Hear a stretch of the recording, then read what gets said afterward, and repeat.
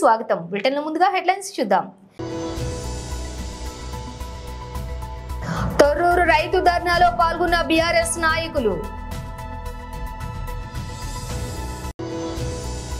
BJP జాతీయ అధికార ప్రతినిధి శ్రీ గౌరవ్ భాటియా ఢిల్లీలోని బీజేపీ ప్రధాన కార్యాలయంలో విలేకరుల సమావేశం। ప్రకాష్ రాజ్ మరో సంచలన ట్వీట్, ఈసారి ఏమన్నారంటే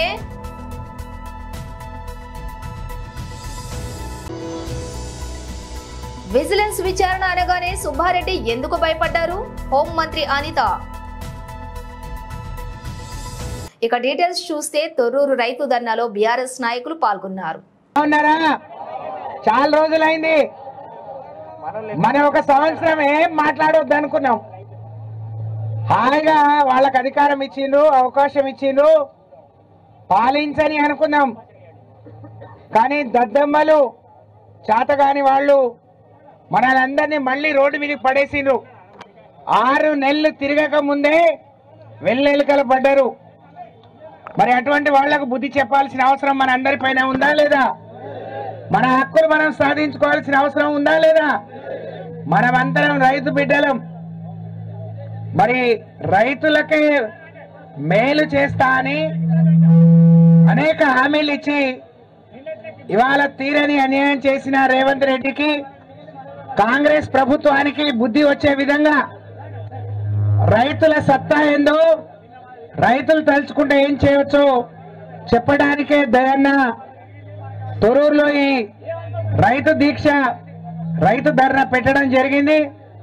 వారిని మనస్ఫూర్తిగా, దయాకర్ రావు గారిని మనస్ఫూర్తిగా అభినందిస్తూ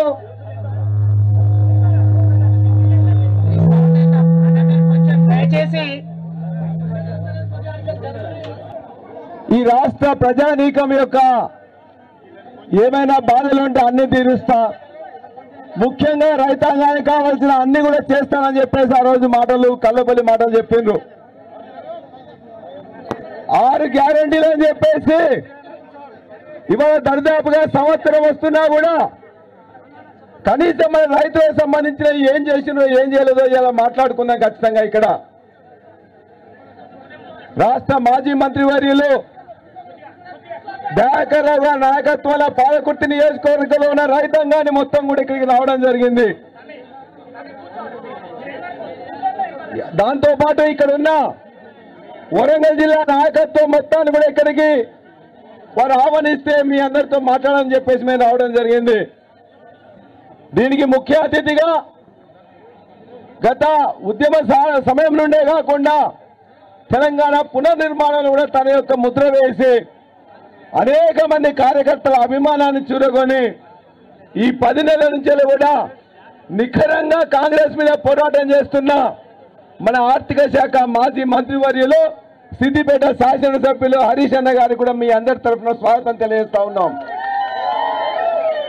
మాజీ మంత్రివర్యులు సత్యవతి రాథోడ్ గారు, మాజీ స్పీకర్ గారు, ప్రస్తుతం ఎల్ఓపి లెజిస్లేచర్ పార్టీలో ఇవాళ ప్రతిపక్ష నాయకులుగా ఉన్నారు। దానికోసం కూడా మనం కొట్లాడి తీసుకురావాల్సి వచ్చింది। మధుసూదనాచారి గారు, కవితక్క, అదేవిధంగా వేదిక మీద ఆశీలైన ఇతర పెద్దలు పోచంపల్లి శ్రీనివాసరెడ్డి గారు, అదేవిధంగా రావుల శ్రీధర్ రెడ్డి గారు, అదేవిధంగా ఎంకన్న, రాజన్న, అదేవిధంగా రాకేష్ రెడ్డి గారు, వాసుదేవ్ రెడ్డి గారు, అనేక మంది ఇతర నాయకులు అందరూ కూడా పాలకుర్తి నాయకులున్నారు। వారందరికీ నమస్కారం తెలియజేస్తూ బీజేపీ జాతీయ అధికార ప్రతినిధి శ్రీ గౌరవ్ భాటియా ఢిల్లీలోని బీజేపీ ప్రధాన కార్యాలయంలో విలేకరుల సమావేశంలో ప్రసంగించారు।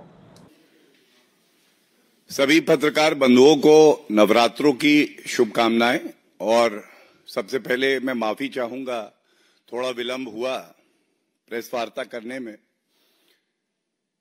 जैसा एक प्रेस वार्ता में भारतीय जनता पार्टी ने कल बड़ी प्रमुखता से 5,000 करोड़ रुपए की जो खेप थी ड्रग्स की, जो प्रशासन और पुलिस की तत्परता से पकड़ी गई, उसी का दूसरा भाग है ये प्रेस वार्ता। और देश की जनता, हरियाणा की जनता अचंभित है, आक्रोशित है, क्योंकि ये कैसी सी कांग्रेस है। हम सब जानते हैं, C for corruption Congress, C for confuse Congress, लेकिन अब सी फॉर कोकेन कांग्रेस। चिंता की बात है, कांग्रेस पार्टी का एक पदाधिकारी जिसकी गिरफ्तारी होती है, इसके पकड़े जाने के बाद जनता पुलिस को शाबाशी दे रही है, सरकार अपना कार्य कर रही है, और यह भारतीय जनता पार्टी की प्रतिबद्धता ही है कि चाहे कोकेन कांग्रेस कितना ही क्यों ना चाह ले, लेकिन देश के युवाओं को नशे की लत हम नहीं लगने देंगे। देश का युवा रोजगार पा रहा है भारतीय जनता पार्टी से। यह लड़ाई है विचारधाराओं की। नरेंद्र मोदी जी कह रहे हैं कि युवा खेलेगा, शिक्षा प्राप्त करेगा, इनोवेशन होगा भारत में, रोजगार के अवसर पैदा हुए हैं, नौकरी मिलेगी। और दूसरी तरफ कांग्रेस पार्टी है जो भ्रष्टाचार के लिए, सी फॉर करप्शन के लिए जानी जाती थी, अब सी फॉर कोकेन के लिए जानी जा रही है। और क्या यह आज पूछा नहीं जाएगा कि अगर ये जो मुख्य आरोपी 5,000 करोड़ रुपए की ड्रग्स की खेप के जो पकड़ी गई है, जिम्मेदार पाया गया है, तो राहुल गांधी, मल्लिकार्जुन खड़गे, प्रियंका वाड्रा गांधी, सोनिया गांधी, भूपेंद्र हुड्डा, ये लोग चुप क्यों हैं? ये कौन सा नशा है? ये सत्ता का नशा है? आपको लगता है कि आप हरियाणा के और भारत के युवाओं के साथ, उनकी जिंदगी के साथ खिलवाड़ करोगे और जनता चुप रहेगी, भारतीय जनता पार्टी चुप रहेगी? ऐसा नहीं होने वाला। मैं धन्यवाद देता हूं गृह मंत्री श्री अमित शाह जी का, जिन्होंने कल बड़ी स्पष्टता से कहा, और मैं इस बात को पढ़ना चाहूंगा, यह संदेश पूरे देश में जाना चाहिए, हर युवा के मन की बात थी ये। एक और जहां मोदी सरकार नशा मुक्त भारत के लिए जीरो टॉलरेंस की नीति अपना रही है, वहीं उत्तर भारत से पकड़ी गई ड्रग्स की 5,600 करोड़ की खेप में कांग्रेस के एक प्रमुख व्यक्ति की संलिप्तता बेहद खतरनाक और शर्मनाक है। कांग्रेस के शासन में ड्रग्स से पंजाब, हरियाणा और समग्र उत्तर भारत में युवाओं का जो हाल हुआ है, वह सभी ने देखा है। मोदी सरकार युवाओं को खेल, शिक्षा और इनोवेशन की ओर ले जा रही है, और वहीं कांग्रेस उन्हें ड्रग्स की अंधेरी दुनिया में ले जाना चाहती है। कांग्रेस नेता द्वारा अपने राजनीतिक रसूख से युवाओं को ड्रग्स के दलदल में झोंकने का जो पाप किया जाना था, इन इरादों को मोदी सरकार कभी पूरा नहीं होने देगी। हमारी सरकार ड्रग्स के कारोबारियों को राजनीतिक पद या कद देखे बिना ड्रग्स के पूरे तंत्र का विनाश कर नशा मुक्त भारत बनाने के लिए संकल्पित है। तो ये विचारधारा है भारतीय जनता पार्टी और सरकार की। गृह मंत्री जी ने जो युवाओं के मन की बात है उसको इंगित किया है। मैंने राहुल गांधी की, खड़गे जी की चुप्पी के बारे में बोला। आज ये पहला प्रश्न पूछा जाएगा, क्या रत्ती भर भी नैतिकता सत्ता के नशे में जो पूरी तरह से आज राजनीति कर रहे हैं बची है कि वो एक शब्द बोल सके? इस व्यक्ति का कांग्रेस पार्टी से क्या नाता है? ये रिश्ता क्या कहलाता है? ముందు ఒక అవతారం, గెలిచిన తర్వాత ఇంకో అవతారం. ఏంటి ఈ అవతారం? ఎందుకు మనకి అయోమయం? ఏది నిజం? జస్ట్ ఆస్కింగ్ అంటూ. అలాగే మనకేం కావాలి? ప్రజల్లో భావోద్వేగాలను రెచ్చగొట్టి తద్వారా రాజకీయ లబ్ధిని సాధించటమా, లేక ప్రజల మనోభావాలు గాయపడకుండా పరిపాలనా సంబంధమైన అవసరమైతే తీవ్రమైన చర్యలతో సున్నితంగా సమస్యను పరిష్కరించుకోవటమా? జస్ట్ ఆస్కింగ్ అంటూ రాసుకొచ్చారు ప్రకాష్ రాజ్. రీసెంట్ గా కొత్త భక్తుడిగా వంగనామాలు పంగనామాలు ఎక్కువ కదా, ఇక చాలు ప్రజల కోసం చేయవలసిన పనులు చూడండి అని పోస్ట్ చేశారు ప్రకాష్ రాజ్. అయితే ఈ క్రమంలో ఇప్పుడు మరోసారి ట్వీట్ చేశారు. ఈ వర్స్టైల్ యాక్టర్ గాంధీ జయంతి, లాల్ బహదూర్ శాస్త్రి జయంతికి విశేష తెలుపుతూనే, ఒకవేళ నువ్వు మైనారిటీలో భాగమైనప్పటికీ నిజం ఎప్పటికీ నిజమే అని గాంధీజీ చెప్పిన మాటలను, అలాగే ఆలయాలు, మసీదులు, గురుద్వారాలు, చర్చిలు మనకు ఉన్నాయి, కానీ వాటిని మనం రాజకీయాల్లోకి తీసుకురాము. ఇదే మనకు పాకిస్తాన్కు ఉన్న తేడా అని లాల్ బహదూర్ శాస్త్రి చెప్పిన మాటలను ఆయన సోషల్ మీడియాలో పంచుకున్నారు. ఇప్పుడు ఈ పోస్ట్ నెట్టింట వైరల్ గా మారింది. తిరుమల శ్రీవారి లడ్డు కల్తీ వ్యవహారంలో నిగ్గు తేల్చేందుకు స్వతంత్ర సిట్ ను ఏర్పాటు చేయాలని ఇవాళ సుప్రీంకోర్టు కీలక ఆదేశాలు ఇచ్చిన సంగతి తెలిసిందే. దీనిపై ఏపీ హోంమంత్రి వంగలపూడి అనిత స్పందించారు. వెంకటేశ్వర స్వామి లడ్డు ప్రసాదం విషయంలో సుప్రీంకోర్టు తీర్పును స్వాగతిస్తున్నామని తెలిపారు.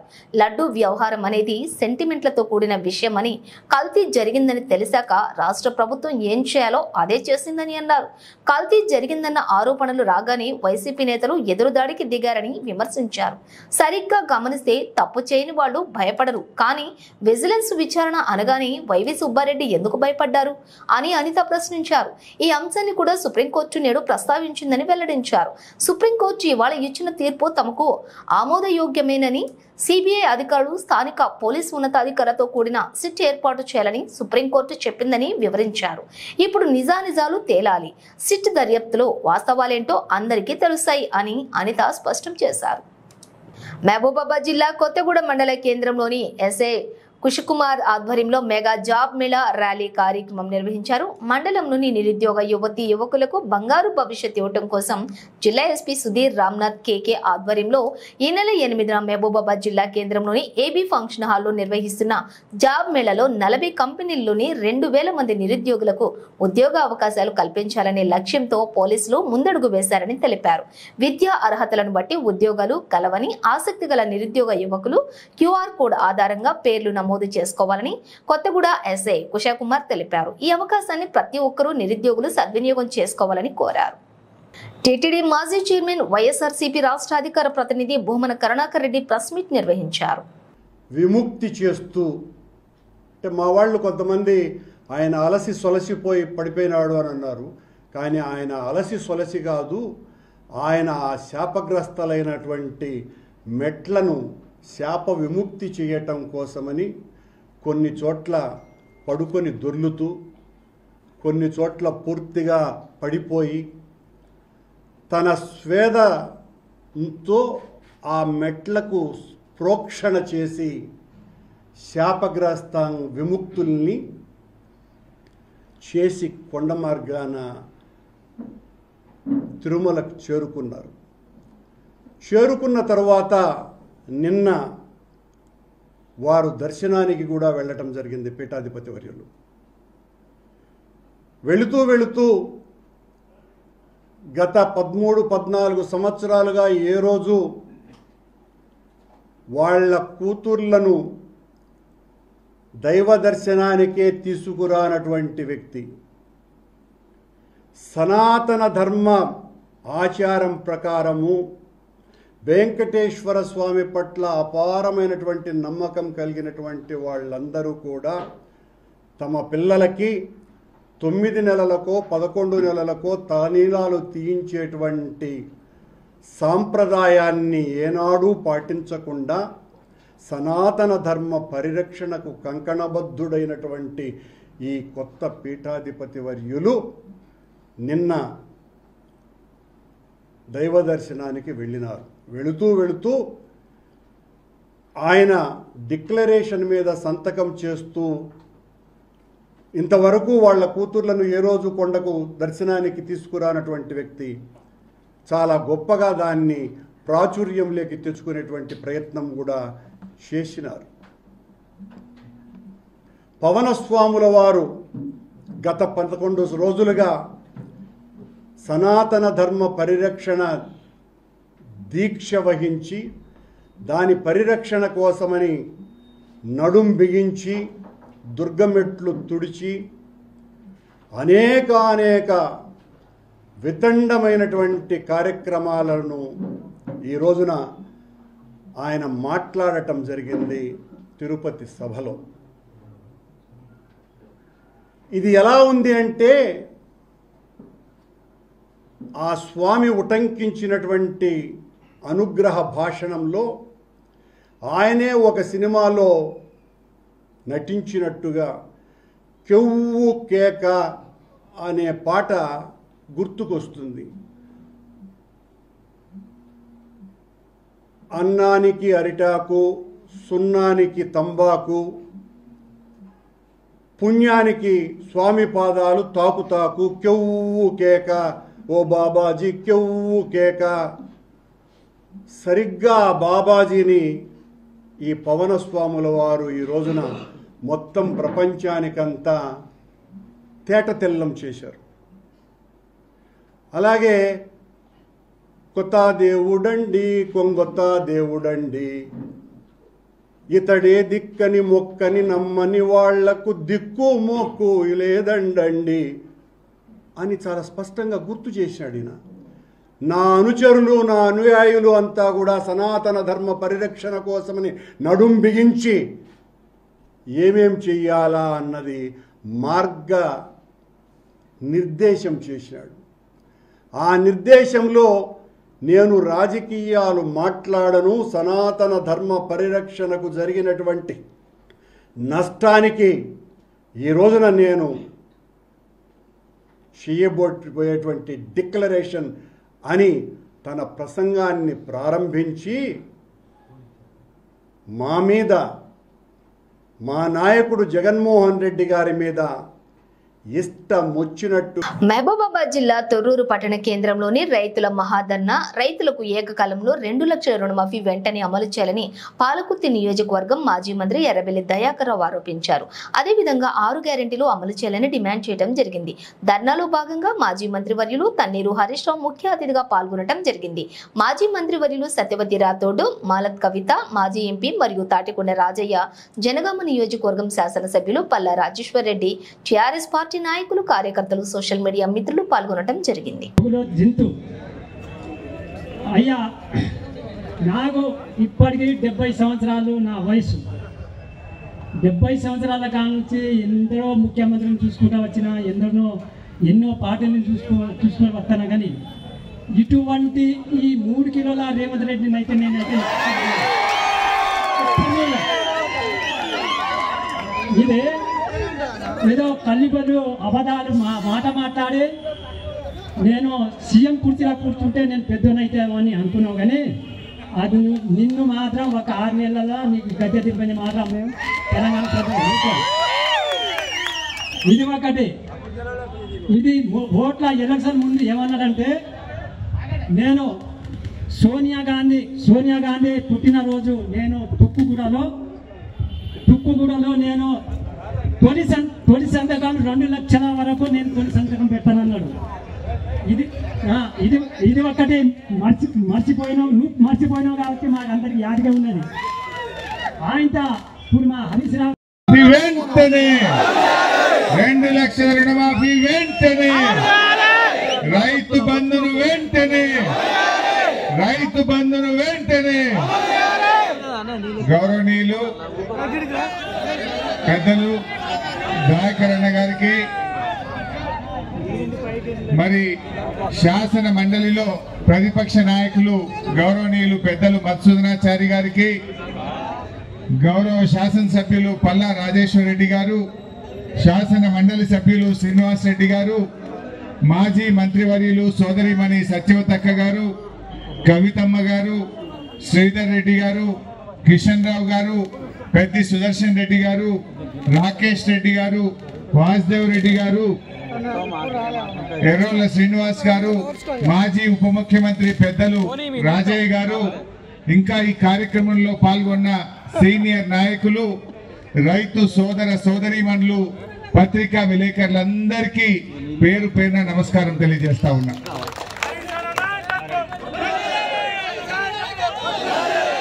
రేవంత్ రెడ్డి గారి 10 నెలల ప్రభుత్వం చూశాం. 10 నెలల రేవంత్ రెడ్డి ప్రభుత్వంలో ప్రజలంటే పట్టింపు లేదు, రైతులంటే లెక్కే లేని విధంగా రేవంత్ పాలన ఉన్నది.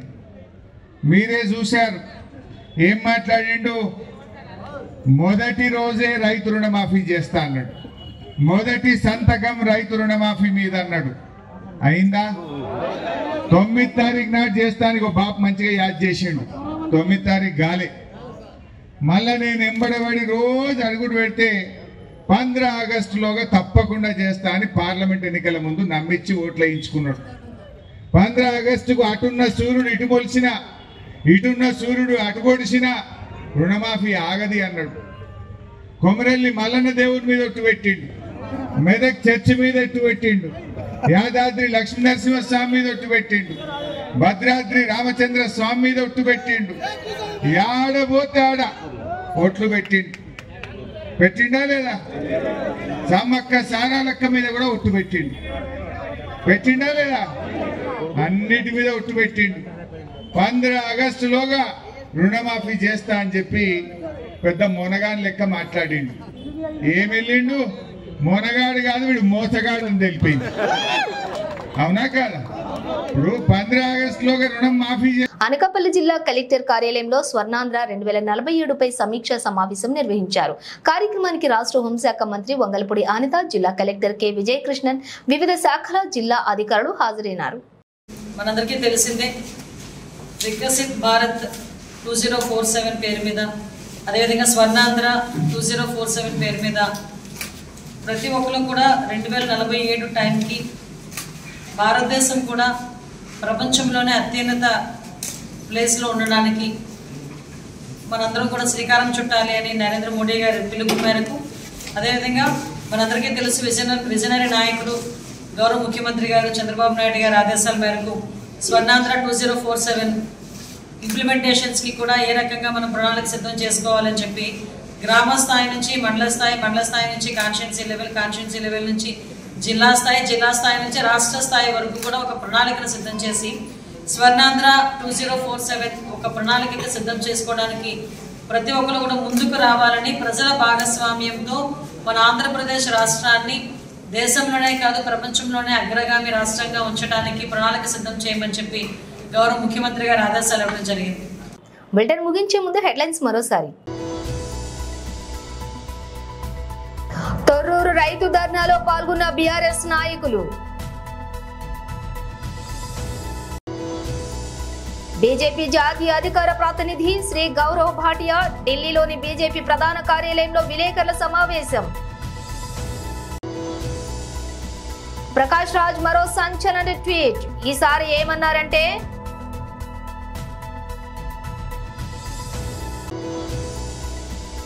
విజిలెన్స్ విచారణ అనగానే సుబ్బారెడ్డి ఎందుకు భయపడ్డారు? హోంమంత్రి అనిత.